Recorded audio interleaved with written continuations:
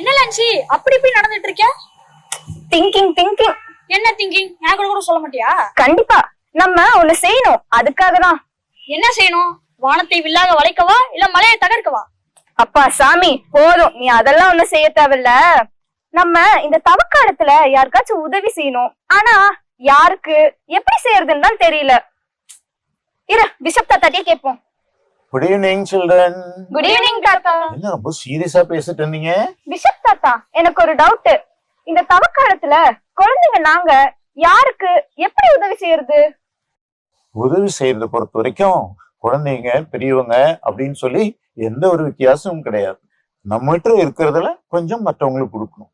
இப்ப நீங்க ஸ்கூலுக்கு போறீங்க, ஒருத்தர் ஒரு பாடத்துல டவுட் கேக்குறாங்க, அப்ப என்ன செய்யலாம்? நீங்க நம்ம அவங்களுக்கு சொல்லி கொடுக்கலாம். இப்ப லஞ்ச் டைம் ஆகுது, யாராவது ஒரு ஸ்டூடெண்ட் லஞ்ச் கொண்டு வரல, அப்ப என்ன பண்ணலாம்? நம்ம சாப்பாடு அவங்களோட ஷேர் பண்ணி எடுத்துக்கலாம். அதே மாதிரி எல்லாரும் ஸ்நாக்ஸ் வாங்க போறாங்க, அவங்க ஒருத்தர்கிட்ட கையில காசே இல்லை, இப்ப என்ன பண்ணலாம்? நீங்க வாங்குறதுல அவங்களுக்கு கொஞ்சம் கொடுக்கலாம். அதனால பெரிய பெரிய காரியம் செய்யணும் இல்லை. இப்ப நீங்க ரோட்ல ஸ்கூல் முடிச்சுட்டு வந்திருக்கிறீங்க, 2 பேர் ரோடு கிராஸ் பண்றதுக்கு பெரியவங்க கஷ்டப்பட்டுட்டு இருக்காங்க, அப்ப அவங்களை கொண்டு போய் கிராஸ் பண்ணி அந்த பக்கம் விட்டுட்டு வரலாம் இல்லையா? இந்த மாதிரி சின்ன சின்ன காரியங்கள் தான் நாம் ரொம்ப முக்கியமானது. ஏன் தெரியுமா? இயேசு என்ன சொல்லியிருக்காரு? சின்னஞ்சிறியவர்களுக்கு நீங்கள் செய்ததெல்லாம் எனக்கே செய்தீர்கள்.